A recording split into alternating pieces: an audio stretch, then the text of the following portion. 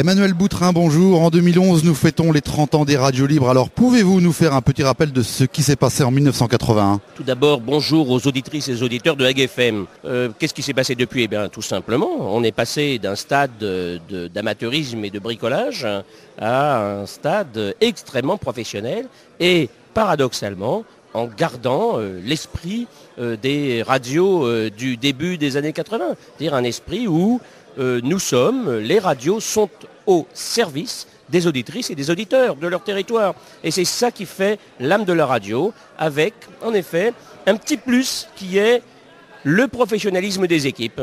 Les 8, 9 et 10 novembre, justement, le SNRL organisait son congrès annuel. Quels étaient les thèmes principaux de cette édition 2011 ? Alors il y a un thème intéressant parce que c'est la première fois en France, c'est que nous avons fait le premier jour un séminaire européen des radios associatives en milieu rural. Alors, la ruralité est un thème en soi et les 300 radios associatives de France qui œuvrent en milieu rural, à la campagne, ont un rôle spécifique et ont peut-être un mode de fonctionnement spécifique avec les collectivités territoriales dont elles relèvent, avec les services de l'État dont elles relèvent, avec aussi des difficultés particulières, le déplacement, enfin voilà. Donc on a voulu avoir une photographie du modèle économique des radios associatives en milieu rural, parce que vous savez, il n'y a pas beaucoup de radios commerciales en milieu rural, et les stations de France Bleu, elles ne sont pas dans les vallées et les campagnes, elles sont dans les villes moyennes dont elles dépendent. Donc là, nous avons des équipes qui sont au cœur de la ruralité. Et c'est un modèle extrêmement... On retrouve ce modèle, on retrouve ce type d'entreprise dans certains pays du tiers-monde, comme le Bangladesh ou comme le Canada, pour prendre des exemples. Et c'est vrai que c'est particulièrement intéressant de voir qu'il existe des médias en zone rurale, et ce sont les seuls médias qui font le lien social, qui informent les habitants et les citoyens sur tel ou tel aspect de leur environnement économique ou social ou culturel. Dans ces zones rurales, la radio associative fait 19% de taux d'écoute. C'est énorme. Nous avons 1 million d'auditeurs tous les jours en zone rurale. Sur 2 millions d'auditeurs en France, 1 million d'auditeurs en zone rurale, 19 points d'écoute. Aucune radio commerciale, ni même le service public ne fait autant d'écoute. Pourquoi ? Eh bien, je ne sais pas, aux auditrices et aux auditeurs de chercher aussi les réponses. Mais en tout cas, nous avons fait ce constat et nous voulons renforcer ce modèle, renforcer ces entreprises, toujours encore une fois au service des territoires. Alors aujourd'hui, le basculement vers la radio numérique terrestre semble être inéluctable, que ce soit à plus ou moins long terme. C'est important pour vous que les radios associatives y trouvent leur place ? C'est fondamental. C'est fondamental parce que depuis 5 ans, nous travaillons sur cette question. Nous avons répondu aux consultations publiques, on a énormément travaillé, le gouvernement a tenu compte de nos préconisations ainsi que le Conseil supérieur de l'audiovisuel. La radio numérique terrestre, c'est une nouvelle frontière. Ça n'enlève pas que les auditrices et les auditeurs ne s'inquiètent pas, ça n'enlève pas leur radio préférée sur la bande FM. C'est autre chose. C'est autre chose en plus. C'est-à-dire que nous avons obtenu le fait que les stations associatives et commerciales d'ailleurs, par la même occasion, qui a été attributaires de fréquences en FM, elles aient automatiquement des fréquences en radio numérique terrestre. C'est une autre partie du spectre hertzien, mais je ne vais pas rentrer dans les détails pour ne pas ennuyer les auditrices et les auditeurs. Parlons-en quand même des auditeurs, c'est important. Quels seront les avantages à écouter leur radio préférée de façon numérique à l'avenir ? 2 avantages considérables, d'ailleurs y compris pour les radios et y compris pour les auditeurs. Une qualité du son incomparable. Vous savez, vous vous souvenez, ou certains auditeurs se souviennent peut-être que dans le temps, quand on partait en vacances en voiture ou quand on allait au travail, on écoutait la radio en AM. Ça crachotait sans arrêt finalement. Et puis tout d'un coup, il y a eu la révolution de la FM. Alors on écoutait Europe 1 souvent, ou allez, France Inter. Bon, et ça crachotait. Eh bien, il va y avoir le même bond en avant en termes de qualité d'écoute pour la radio numérique. C'est-à-dire qu'en voiture, dans son salon, on va écouter de la radio avec une qualité sonore extraordinaire.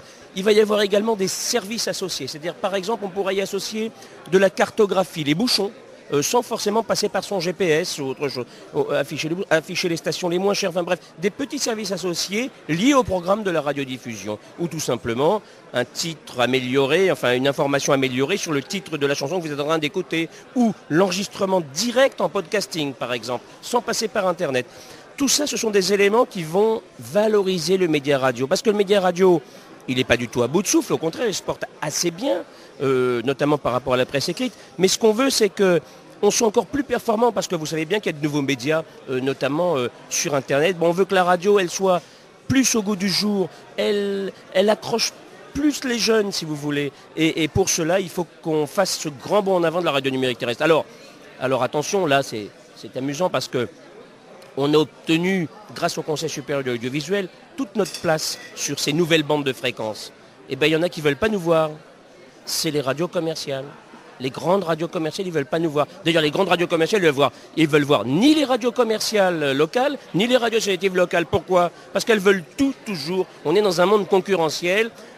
C'est très désagréable, quoi. Voilà, on n'est pas dans le monde de la diversité. Nous, on se bat pour un monde de diversité sur les ondes. Et je crois que c'est ça, finalement, on retrouve bien là l'esprit du début des années 80. Pour conclure, Emmanuel Boutrin, de quelle façon justement voyez-vous l'avenir des radios associatives françaises? Je suis très optimiste. Je suis très optimiste parce que les gouvernements et ministres de la culture successifs, les différents responsables du Conseil supérieur de l'audiovisuel depuis l'origine de cette autorité de régulation ont toujours eu un œil attentif sur les radios associatives en France. Pourquoi?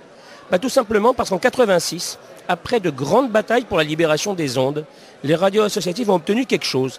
Elles ont obtenu un article de loi sur la loi de 86. Elles ont obtenu l'article 29 qui dit qu'il faut allouer un nombre significatif de fréquences de radio à des médias d'expression locale pour faire de la communication sociale de proximité. C'est dans la loi. Avant que ça change, croyez-moi, il va y avoir, il y aura de l'eau qui coulera sous les ponts. Et puis ça ne changera pas. Il n'y a personne qui veut que ça. Personne ne veut que ça change dans ce pays.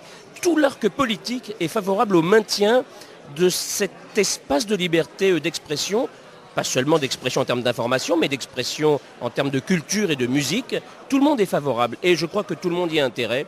Donc moi je suis très optimiste. En revanche, c'est vrai, et c'est notre rôle, c'est comment trouver un bon équilibre économique grâce aux aides, au soutien en tout cas de l'État, le cas échéant, des collectivités territoriales, le cas échéant, c'est comment trouver un bon équilibre pour continuer notre mission au service des auditrices et des auditeurs. Et puis vous savez, ces missions, elles ne sont pas faites par les radios commerciales. Quand vous diffusez, par exemple, des magazines particuliers sur la création d'entreprises ou sur des offres d'emploi locales, je dis bien locales, il n'y a personne qui le fait, il n'y en a pas d'autre.